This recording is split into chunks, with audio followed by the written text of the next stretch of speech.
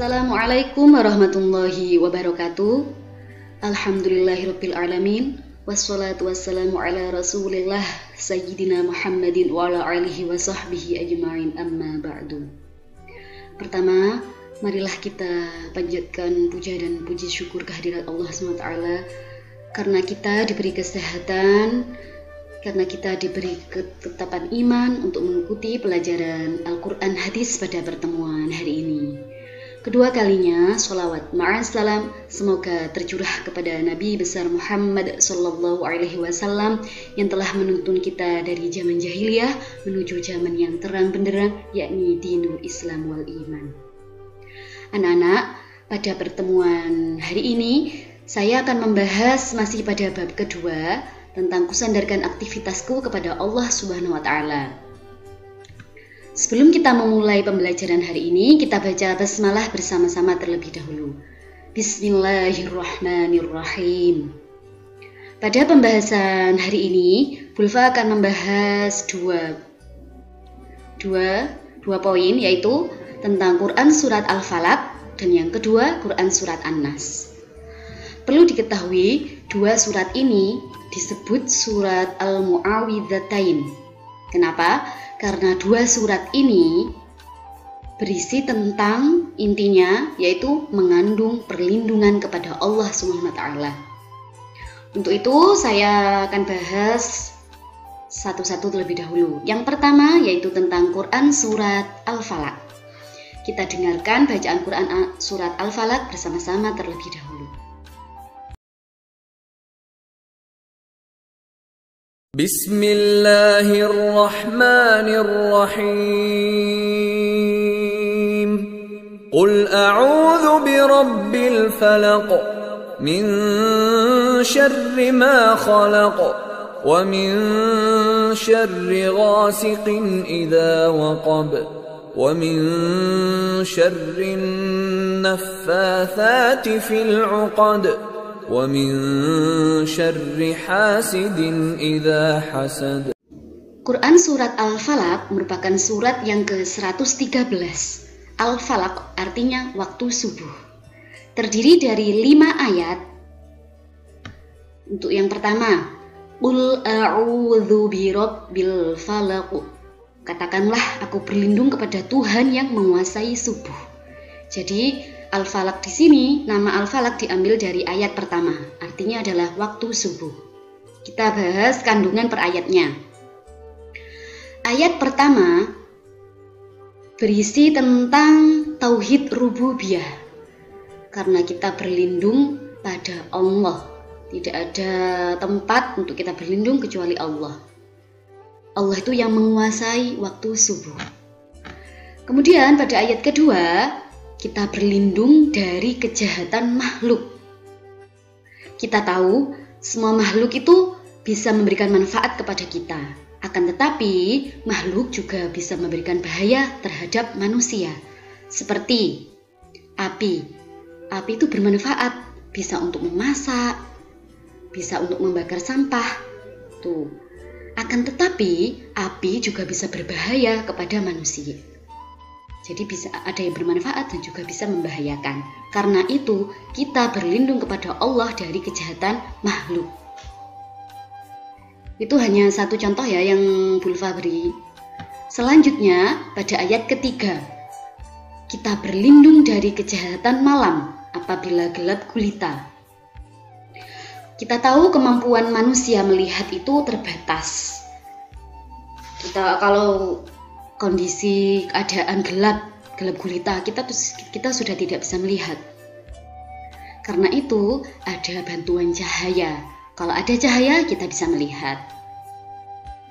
Kenapa kita berlindung pada waktu gelap gulita? Karena mayoritas umumnya hewan-hewan galak, hewan-hewan buas itu mencari mangsa di waktu malam. Karena itu pada ayat ketiga di sini berisi kita berlindung dari kejahatan malam apabila gelap gulita. Apa saja kejahatan gelap gulita? Masih banyak lagi contohnya. Di sini Bulfa hanya memberi satu contoh. Kalian bisa memberikan contoh yang lainnya. Selanjutnya pada ayat keempat kita berlindung dari kejahatan sihir. Sejak zaman dahulu banyak penyihir itu dari golongan wanita tua. Biasanya kejahatan sihir itu dilakukan menggunakan mantra untuk mencelakai orang lain. Contohnya santet. Santet itu adalah salah satu contoh kejahatan sihir. Dengan apa kita melawan kejahatan sihir? Yaitu dengan berlindung kepada Allah. Selanjutnya pada ayat kelima kita berlindung dari bahaya hasad.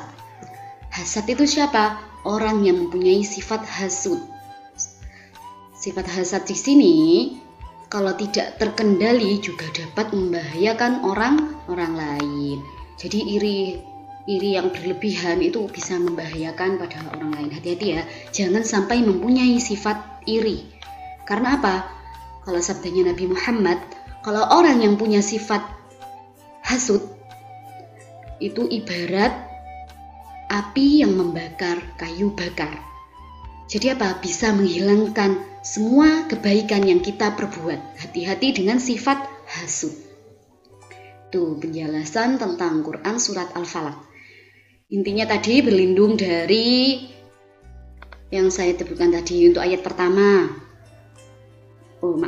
Saya ulang ya. Dari ayat yang kedua berlindung dari kejahatan makhluk. Ayat ketiga berlindung dari kejahatan malam apabila gelap gulita.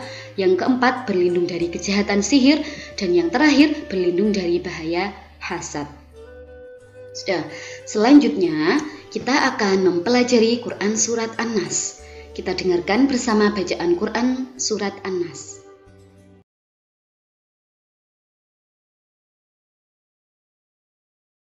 Bismillahirrahmanirrahim.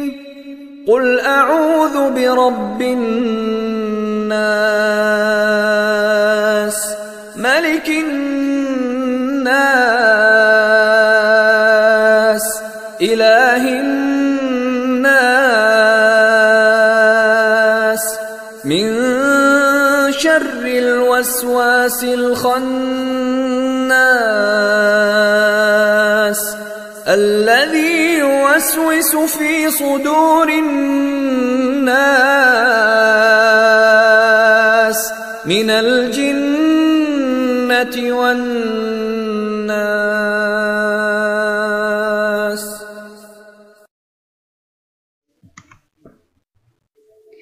Itu tadi bacaan Quran surat An-Nas. Quran surat An-Nas, An-Nas di sini berarti manusia. Termasuk surat yang ke-114.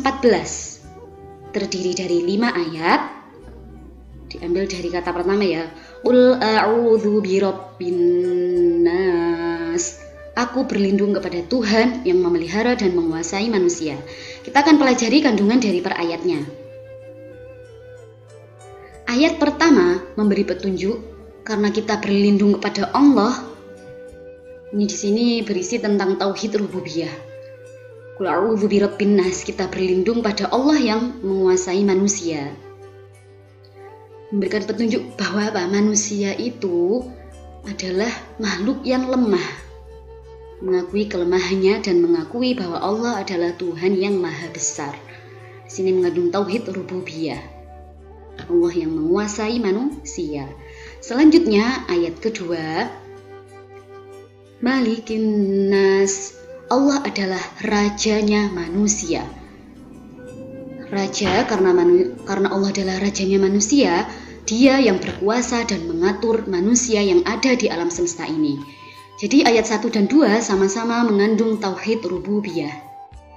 Selanjutnya pada ayat ketiga, Ilahin nas, Allah satu-satunya sesembahan yang berhak kita sembah. Di sini berisi atau mengandung tauhid uluhiyah. Tidak ada Tuhan yang patut kita sembah kecuali Allah Subhanahu wa taala. Kemudian ayat 4 sampai 6 di sini berisi bentuk kejahatan yang sering dihadapi manusia, dari kejahatan jin dan juga dari kejahatan manusia.